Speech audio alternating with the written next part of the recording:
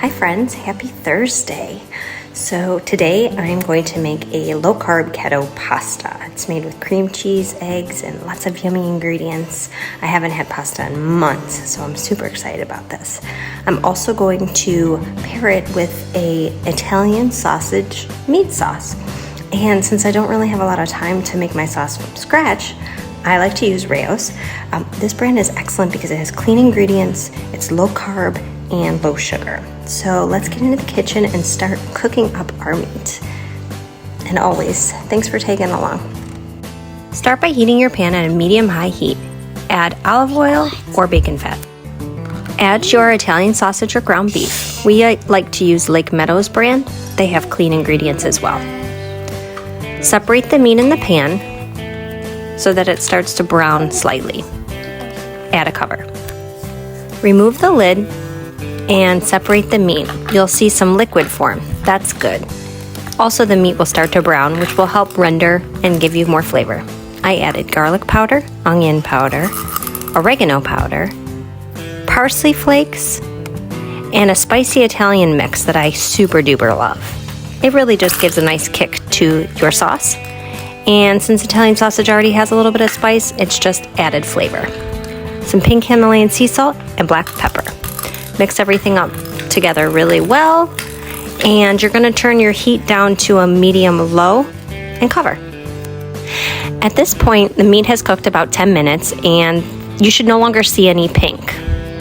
Mix it all up and add your sauce. I incorporate all my ingredients and then I add a little water to the jar just to get the rest of the sauce out.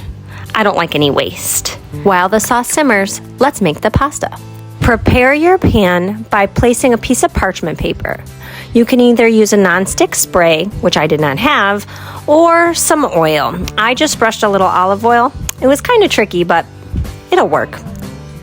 Grab your blender or NutriBullet or food processor, and to that you're going to add 3 eggs. Next you're going to weigh out your ingredients. I used melted butter because I already had it set aside, and that equals 30 grams or 2 tablespoons. Then you're going to grab cream cheese. Your cream cheese needs to be room temperature, and that's 60 grams or 1/4 of a cup. And finally, you're going to add almond flour. The almond flour is 24 grams or 4 tablespoons. Again, I like to weigh out the ingredients if it specifies. I just think that my recipes turn out a little bit better. Then you're going to blend it really well so that everything is incorporated and smooth and creamy. Pour your pasta mixture onto the tray and you're going to spread it out as evenly as possible, making it as thin as possible. I had a little bit of a struggle with this only for the fact that my pan was a little warped, but it's okay. I mean, the pasta turns out great anyways.